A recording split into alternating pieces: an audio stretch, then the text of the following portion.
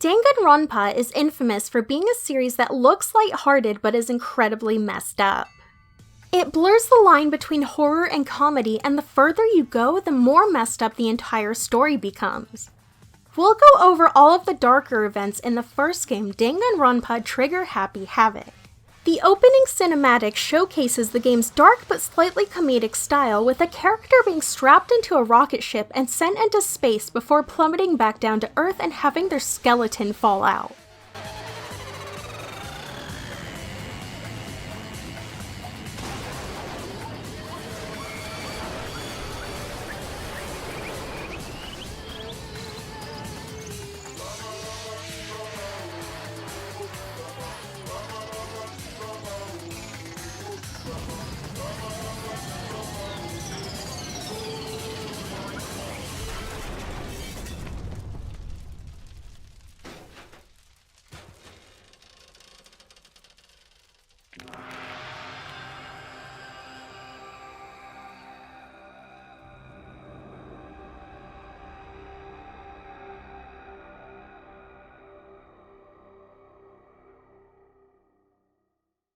The main story is set following Makoto Naegi, a normal student who gets into an elite school called Hope's Peak Academy, where only the best of the best go in and come out, known as Ultimates. These students have extraordinary talent and individual skills. Naegi was chosen randomly via a lottery and is excited but nervous to attend. As soon as he steps in the building, he blacks out and wakes up in an empty classroom with all of the windows boarded up. He has no idea how he got here, and there appears to be no way out. He meets his classmates, all Ultimates, and no one knows where they are or what happened. They are gathered into the gymnasium for an assembly where they meet the headmaster, Monokuma, a robotic bear that has no empathy for the students whatsoever. Monokuma informs them that they have been placed into a game of survival and the only way to win is to kill. I'm sure most people know the rules and premise by this point. The class is trapped inside the school with no way to escape except for one condition. If someone manages to kill another student with no one finding out who they were, that student gets to walk away free and the rest of the class is executed. If the class figures out who the killer is, only that person gets executed. This puts them in a very complex situation from the start. They don't know what is going on in the outside world and don't want to be trapped for the rest of their lives. They only have the school to live in, and even though there is unlimited food, they have their own rooms, activities, etc., it's claustrophobic and isolated in general. Later on, the second floor is left in ruins with bloodstains everywhere, implied to have had students crushed to death by the collapsing structures. There is also a classroom that contains an enormous amount of damage and dark red blood everywhere, in contrast to the series' iconic pink blood. Even if they decided to just live there and not kill anyone, not everyone agrees on the decisions that are made. Some students desperately want out and will do anything to do so. Even if they all agree on rules, they can't truly trust each other to keep their word.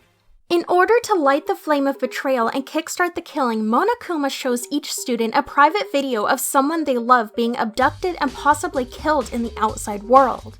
This caused many of them to panic and become desperate to leave. The students were secretive about who their loved one was that got captured, but the list was later revealed in Ultra Despair Girls. I'll go over who they were and what happened to them in that video. In Naegi's case, it is his parents and sister, but he holds out hope that they will be okay. Sayaka Maizono, the ultimate pop star, is one of the students that has a mental breakdown after viewing her video. She and Naegi begin to form a bond due to knowing each other as children but never actually talked. She seemingly feels comforted by Naegi, but later asks him to switch rooms with her because she claims someone tried to break into her room to kill her. Naegi agrees to this, wanting to keep her safe. In the morning, she is found dead by the students, stabbed in the stomach and bled out all over the floor. Monokuma arrives to tell the students they must now conduct an investigation to find out who the killer is. Junko Enoshima, the ultimate fashionista, snaps at Monokuma and threatens him, which breaks one of the rules: no violence against the headmaster. Monokuma has her impaled by multiple spears from the floor and she immediately dies. After an investigation, the first-class trial begins and the killer is outed as Leon, the ultimate baseball player. Sayaka initially planned to kill Leon and frame Naegi for it by switching rooms with him. She lured Leon to the room, but he fought back and overpowered her, then ended up stabbing and killing her. Learning of her plan and seeing her dead body multiple times and being accused of her murder causes Makoto to have a mental breakdown. Despite his best attempts to go unnoticed, Leon is called out as the killer and sentenced to execution. His execution is the 1,000 blows. It begins by having his neck shackled by a long chain that drags him into a batting cage and is shackled standing in place.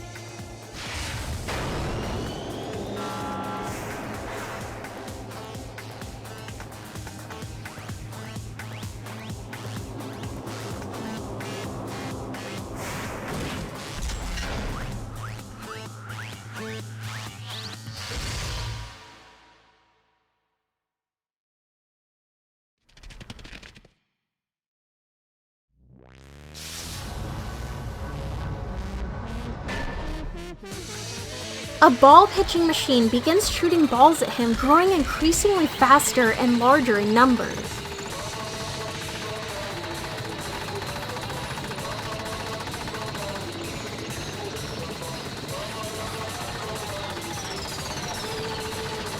His entire body and face are pummeled by balls, and after 1,000 are shot at him, his corpse is left bloody and bruised.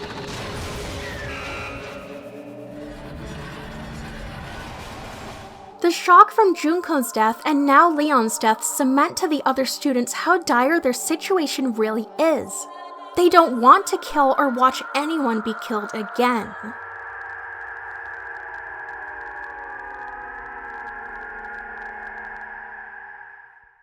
Monokuma's next motive to force someone to kill is blackmailing the students by saying he will reveal their embarrassing memories or hidden secrets that will ruin their lives. While some students are fine with telling everyone what theirs is, the others are completely against it. A mixture of emotions between the students leads to the next death, Chihiro, the ultimate programmer. She is found in the girls' locker room strung up in a crucifix position with a cable and blood on the wall behind her. The word bloodlust is seen and reveals another student's secret.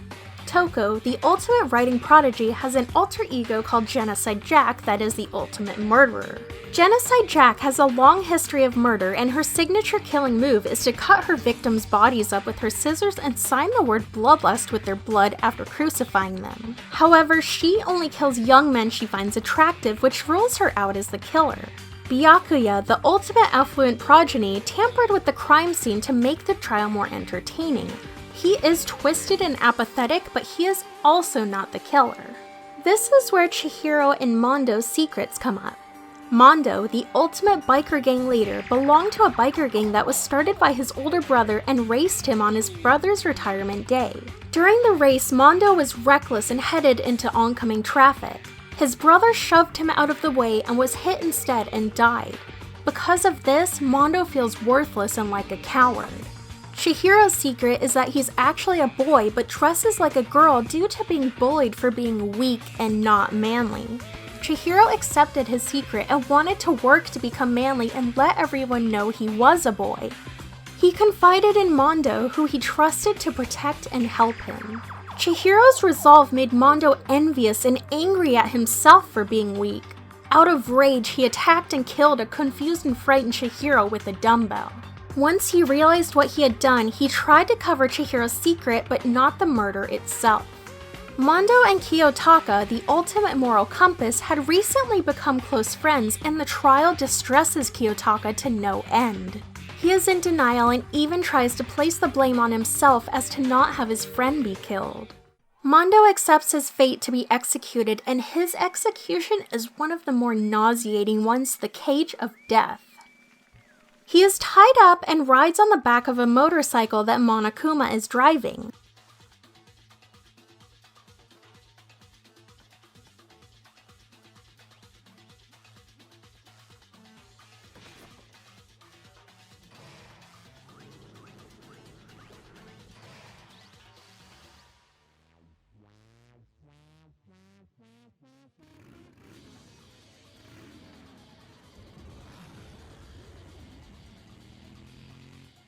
As they reach a ramp, Monokuma jumps off and the motorcycle flies into a metal cage shaped like a sphere.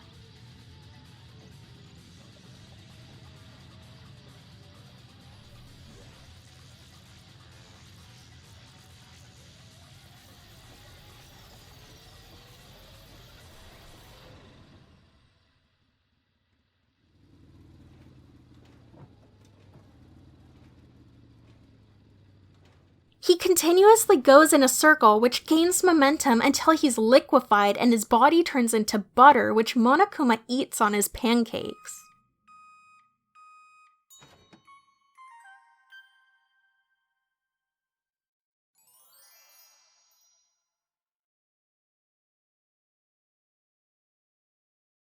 The class is again shaken up and becomes less trustful of each other.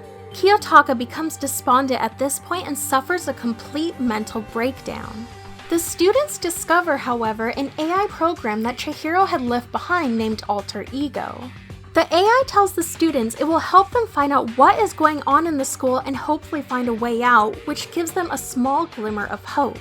Monokuma's next motive to entice them to kill is a bribe of $1 million leading to a murder mystery. Using two students against each other, Celestia, the ultimate gambler, makes a plan to get away as the murderer. She creates a complex scenario where Hifumi, the ultimate fanfic creator, and Kiyotaka both die under mysterious circumstances, using their emotions against them. Again, she is found to be guilty via trial and admits her plan to win the money was to buy a large castle and live the life of a princess surrounded by male slaves. Due to her gothic and tragic personality, Monokuma initially seems to give her the execution she would dream of, the burning of the Versailles Witch.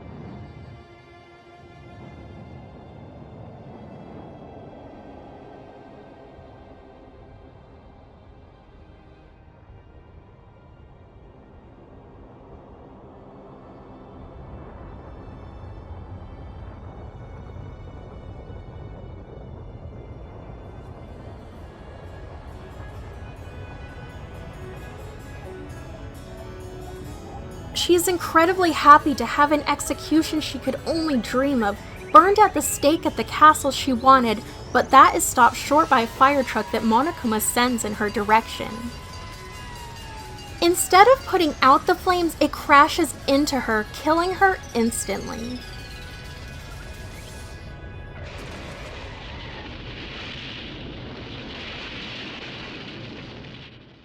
After Celestia's execution, there are very few students left. Sakura, the ultimate martial artist and best friend of Asahina, the ultimate swimmer, is exposed as a traitor to the class. She was working with Monokuma in order to keep her family safe. She ends up committing suicide via poison, hoping to help the remaining students escape with their lives. Prior to this, the students were suspicious of Sakura except for Asahina. She suffers a mental breakdown and tries to take blame for the death, saying it was the others who drove Sakura to kill herself and wants them to die and herself to die to be with Sakura in return. Since Sakura was the killer but also the victim, the trial had no suspect to execute. Monokuma reveals he knows about Alter Ego and instead executes the AI just to have someone to kill. He crushes it with a construction digging machine in the excavator destroyer execution.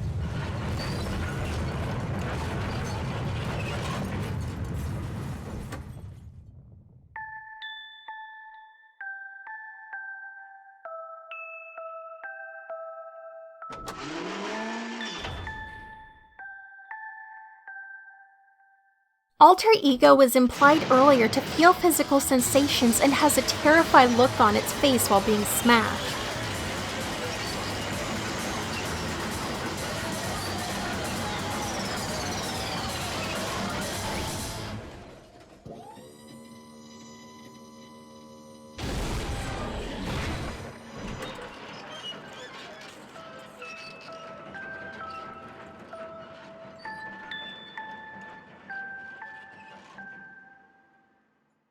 The final murder is the biggest mystery of the entire story. The body of a mysterious secret student appears, and when Kyoko, the ultimate detective, and Makoto are close to finding the truth, there can be two decisions made. If Makoto is suspicious of Kyoko's knowledge of everything going on in the school, she can be executed. Her execution is the after-school lesson, which has her trapped to a desk that is on a conveyor belt moving backwards towards a crushing machine.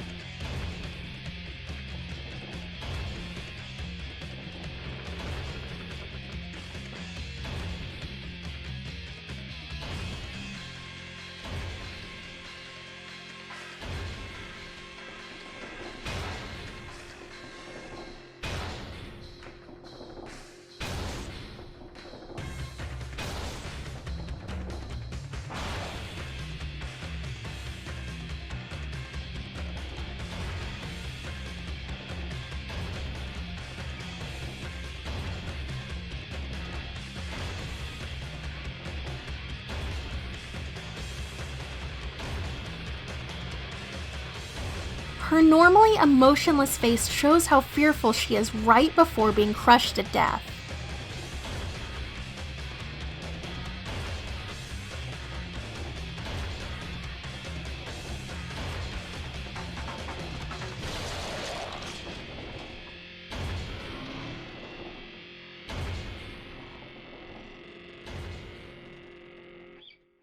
This leads to an ending where the remaining students live out the rest of their lives living in the school. Toko passes away somehow, leaving Asahina as the only female. She has children with each of the guys, Makoto, Byakuya, and Yasuhiro. This leaves some disturbing implications, such as, did Asahina really want to have babies with each guy? What will happen to those children when their parents pass away? Will incest keep them going? And what happened to Toko that she was the only one who died? No matter what, it's not a pleasant situation. If Makoto doesn't say anything and trusts Kyoko, Monokuma rigs the trial to frame Makoto as the killer.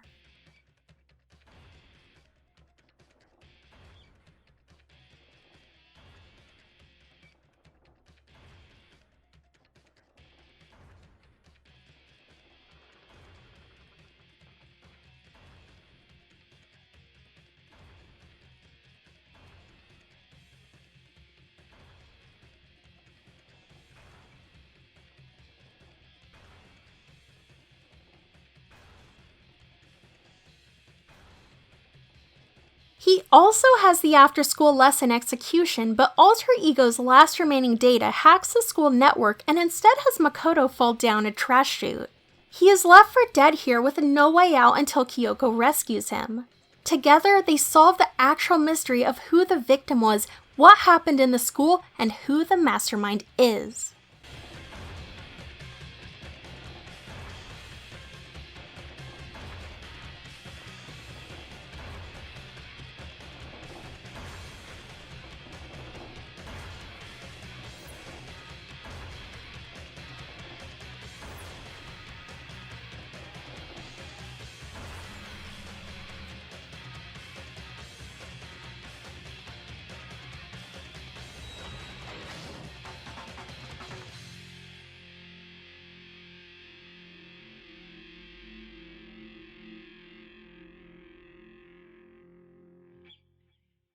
They deduce that the mastermind behind Monokuma is Junko Enoshima, who didn't actually die.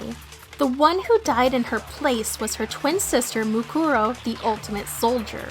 Junko reveals herself and all of the pieces fall into place. She is another ultimate besides Fashionista. She is also the ultimate despair. Due to her personality, she is extremely apathetic and bores easily, but found that despair was the only emotion that made her feel anything. Because of this, she and her sister wanted to spread despair to the entire world and were known as the Despair Sisters. Junko lets the remaining students know that the outside world has become post-apocalyptic due to a tragedy that she had a hand in creating. The air is no longer breathable, and it is a desolate wasteland that has to be survived to live in. 2 years ago, Hope's Peak Academy's principal, Hyoko's father, modified the school to become a safe haven. With the students' consent, they agreed to live out the rest of their lives in the school and were also the ones who boarded up all the windows and exits. Junko and Mukuro were able to join the class since no one knew their true identities.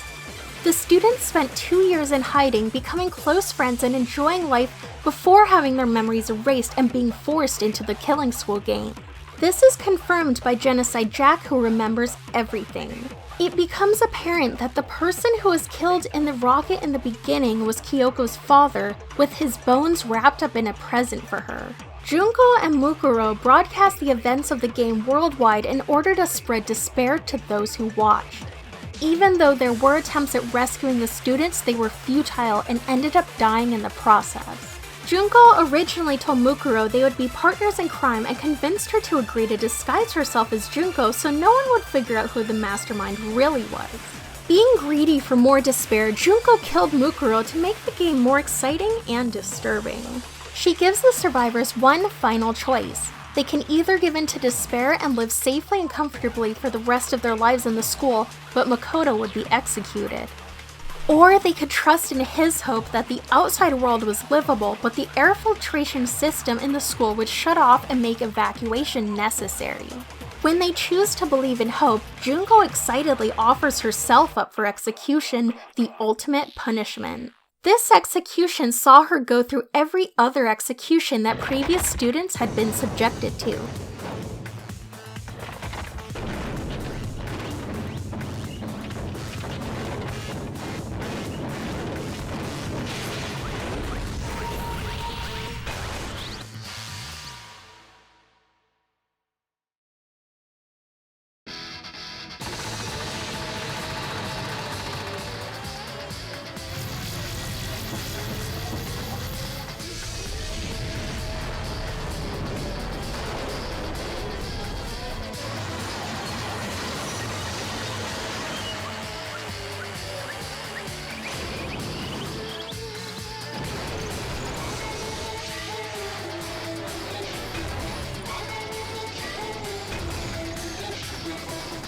She shows how truly disturbed she is by smiling and waving during it all until she is crushed by the after-school lesson.